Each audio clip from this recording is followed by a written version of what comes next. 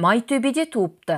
Кәдімгі Қаратауыңыз бен Алатауыңыздың түйіскен төрінде Түркібасы әулиенің қос өркеші көрініп тұратын Майтөбе, Майтөбенің текше тепсеңінде. Ақсу Жабағылының Үрбұлақ Дәубаба, Састөбе Машат шатқалдарына ұласып жататын Жайсаң жота жонастары қалқасында. Қарасу бұлағы қайнап шығатын шырайы мен шырайы қосылы өрілген құнарлы топырақта. Ата-бабалары 17-ші ғасырда Алатаудың Ақсу көксуын, Жуалының Қырғызға қарата биіктейтін аңғар атыраптарын жайлап отырған жерінен шақпақ асып, Түркібасы өңіріне қоныс аударған. Алтарыс Құлыйдың 4 атасы Түркібасыға келген. Екеуі Жуалының Тәңіртау жағындағы жайлаулар мен қыстауларда қалған. Жалпы Жуалы Түркібасы, Ақсу Жабағылы, Тәңіртаудың құт қойнаулары бұлардың атамекендері ғой. 4 арыстың біреуі Түктібайдың әулеттері әуелден ақ аң аулаған. Атақты мергендер шыққан. Мергендерімен қатар зергерлері де аз болмаған. Мырзахмет дейін мырза жігітіңізге хам зергерлігіңіз 7 атадан жетіп қонған. Әсіресе ат әбзелдерін ерекше ер тұрманды шебер жасайды екен. Бұларға қоса білезік пен сақина, сырға мен шолпы дейсіз бе, бәр-бәрін бәдіздей білген. Зергерлігі, ұсталығы, молдалығы қосыла келе, қазақ қатты сыйлайтын азаматқа айналған. Мырзахметіңіз 2 әйел алған. Әкесі Рысбек жалғыз бопты. Мырзахмет те жалғыз, ұлдан. Рекең ұлымның ұлдары көбірек болсын десе керек, 2 келінді болмақты қалаған. Тілеген, септескен. Мырзекеңнің 1-ші әйелінен балалар көп болған. Ашаршылықта азайған. Бір қаншасы қуғын сүргінге ұшыраған. Қамалған, айдалған, қайтпаған. Жалғыз Ордабек қалған. Ол дағы зергерлікпен, ұсталықпен айналысқан. Түркістанда педучилище тәмамдаған. Бірақ мұғалімдік жұмысқа зауқы тартпаған. НКВД КГБ-ларыңыз соңына түсіп, күн көрсетпеген. Мұғалім болсам, бетерден де бетерленіп, бекерге күйіп кетермін деген. Қырсығып, 40-қа дейін үйленбеген. Туған туыстары түгел жабылып жүріп, әзер аяқтандырған. 3 қыз, 3 ұлы өсіп өнген. Бүгінде бір ұлы Темірхан Ордабеков талантты суретші. Қазақтың қадірменді қылғалам шебері. Талай-талай елдерде туындыларының көрмесі өткен, өнер тарланына айналған дарын иесі. Мекемтасыңыз Мырзахметтің 2-ші әйелі Зәуреден туыпты. Ойхой, Зәуреден сұлуыңыздың зәузаттары тектілерден тұғын. Атасы атақ даңқы алысқа кеткен, алашыңызға жайылған Аймүйіз Батырбек датқаңыз. Әкесі Сейдалы би сол даңқты датқаның немересі. Зәуреден заттылардың ұрпағы зерделі зергеріңіз Мырзахметтен бірнешелеп ұл тапқан. Қылша дертінен қырылған. Зәрезаптанған Зәурана еркек кіндік перзенттерінен қайта-қайта айырыла берген соң, зар еңіреп, «Мырзеке, мұның атын Мекемтас қойсақ қайтеді» деген. Мырзахметіңіз өзі соққан темір төске болат балғасын бір ұрып, «Бопты, болсын» деп азан шақырып, есімін еншілеген. Тәңіртауға қарап, «Мекемтас, Мекемтас, Мекемтас» деген. Тас Мекем көкеміздің туу тарихы шамамен осындай. Ұлдары шетінен шетінеп кете бергенмен, Мекемтастың алдында Күләнда дейтұғын қыз болған. Оқыған тоқығаны бар тұғын. Спектакльдер қойып, басты рөлдерде ойнап, көзге түскен Күләнда әпкесі ғой ол. Зергеріңіз Мырзахмет бұл пәниден тым ерте кеткен. Артында алтын қалған. Түнікелі еңсесі биік үй қалған. Сол үлкен де үлгілі үйдің ортасындағы үлкен бөлмеде ұстын тіреу тұрған. Сол тіреуді білдірмей ғана оюлай ойып, тереңдей тіліп, ешкім елей бермейтіндей етіп алтындарды жасырған. Жойқын жүйеңіздің ірі-ірі іштарлықтары қазағыңызды қынадай қыруға кірісіп, кеп-кеп кеткен. Мал жан дейтұғын қазақты қойынан да, жылқысынан да, қысқасы 4 түлігінен де тып-типыл еткен. Қолдан жасалған ашаршылық басталған. Мырзахметіңіздің артында аңырап қалғандар алғашқыда әл-ауқат жағынан онша қинала қоймаған. Айнала төңіректеріне, Ағайын туыстарына қарайласқан. Зергеріңіз зерлеп жасырған алтынның ақырындап азық ауқатқа айналдырылып, айналымға түсіп жатқанын әпербақан белсенділер білмей қойсын ба? Күншілдігіңіз күн көрсетпеске кеткен. Іштарлығыңыз іргелі шаңырақты түнде де тінтіген, күндіз де тіміскілеген. Айлар бойы аңдыған, таппаған, әулеклер әлекке түскен, үй иелерін қинаған, тергеген, таба алмаған. Ақырында шолақ белсенділер білек сыбанып, Қарасу қайнарының басындағы түнікелі үйге от қойған. Бірден жанып, жалп етіп құламасын деп, ерекшелеу есеппен өзгешелеп өртеген ғой олар. Ақырында шаңырақтың ұстын тұғырындай тіреу баяу жана бастаған. Зергердің оймыштаған оюлары отқа оранып, шоққа айналған мезгілде алтындар домалап түседі ғой. Әттең-ай. Ашаршылық. Ұлы дала мен ұлық тауларды жайлаған жомарт ұлтты жер бетінен түп тамырымен жұлып тастауды түпкі мақсат етіп, осы жолдағы жымысқылықты ғасырлар бойы жүйелі жүргізген сайқал саясаттың қорқау қасқырлары білек сыбанып, білгендерін істеп бақты. Алдын ала малынан тұлдырлай тақырланған Түркібасының қазақтары да тау-тасты кезіп тентіреп кетті. Сай-сайларда, жыра-жыраларда өліктер көмусіз жатты. 90 үйлі ауылдардың 4-5 үйінен ғана түтін шығатын зар заман туды. Адамдар адамның етін жеген жағдайлар жиіледі.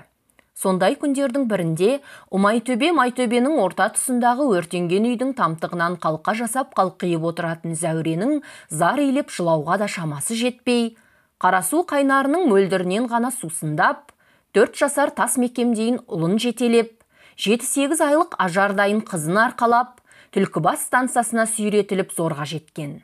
Станцияның орталығынан қашқақтай қорған шақтап, қия беткейлеп ілбіген. Ісіп кепкен, жанарларынан жан шошитын адамдардың қасына жолаудан да қорқатын кезенейлі кезеңді. Пұшық кезең дөңесінен асса, арғы жағынан кемер бастау да көрінер еді. Зәуре ана осыны ойлайды. Кемер бастауда Құрманбек дейтұғын күйеу боп келетін жігерлі жігіт бар. Сіңлісін алған. Балапан басымен, тұрымтай тұсымен боп кеткен бұлаң-бұлғақ бұл заманда олардағы мәз емес шығар. Бірақ, естулерінше, қуғын сүргіннен сауырақ, қамбалары мен қоржындары қоңдырақ күйді деседі.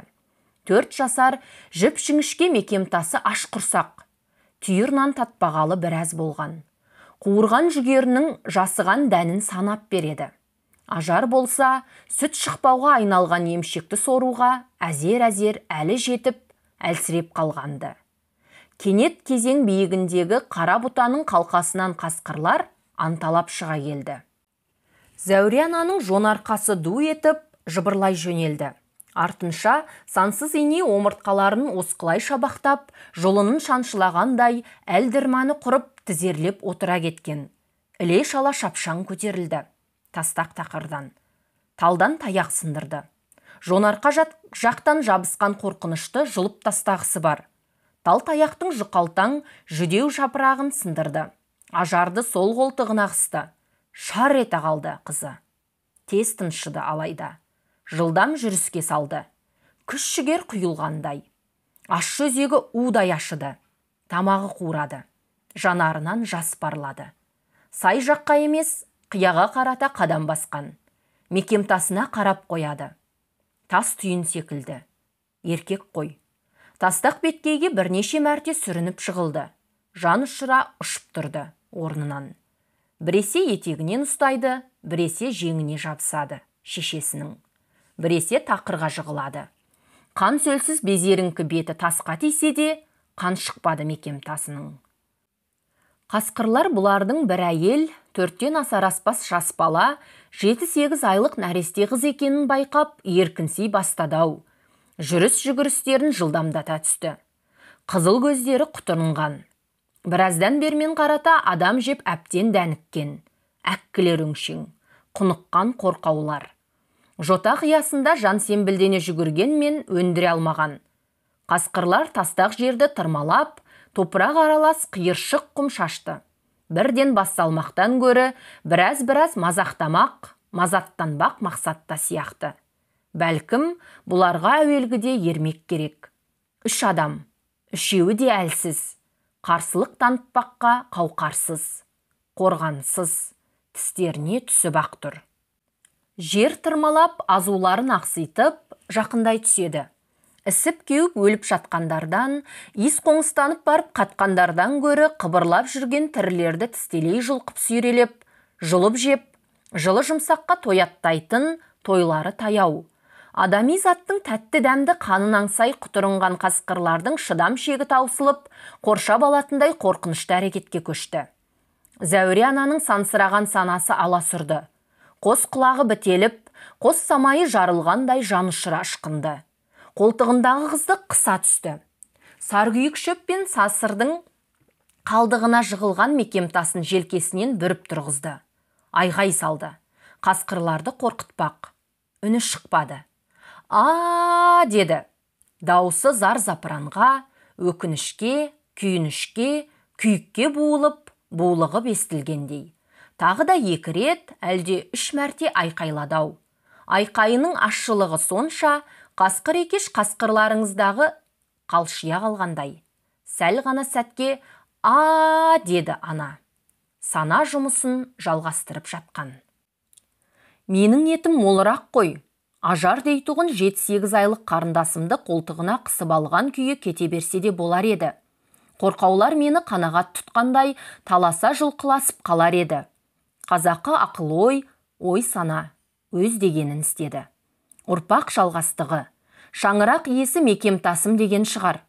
Анам ажардайын айналайын қарындасымды қасқырларға тастап, қоршай бастаған құрсаудан мені алып шыққан ғой. Еміс-еміс есімде. Тасмекем көкеміз көпке дейін үн-түнсіз томсарып отырып қалады. Күрсінісін кеудесінде үнсіз тұншықтырады. Мейірбандана күлімсірейтін шуақты жүзі кенет салқын тартып, тіпті табан астынан суып сала беретін болмысын енді түсіне бастайсың. Ұл перзенттерін құтқару үшін қыздарын қасқырға қиған қазақ әйелдері туралы аңыз әңгімелер аз емес, әрине. Ел аузында айтылыңқырайды. Жазбагерлер жазыңқыраған, ақындар дастандар шығарған.